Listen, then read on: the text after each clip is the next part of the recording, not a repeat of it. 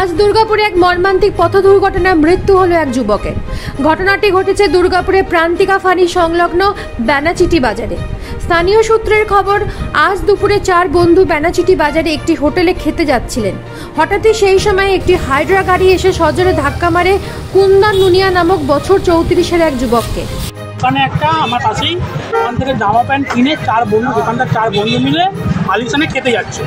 হঠাৎ এখানে এই ক্রেনটা এসে পিছন থেকে ধাক্কা মারে এবং সঙ্গে সঙ্গেই শুয়ে পড়ে। তারপর আমরা এখানে ফাঁড়িতে যাওয়া হয়, ফাঁড়ির থেকে গাড়ি এসে নিয়ে গেছে। ঘটনাস্থলে পড়ে যায় কুন্দন।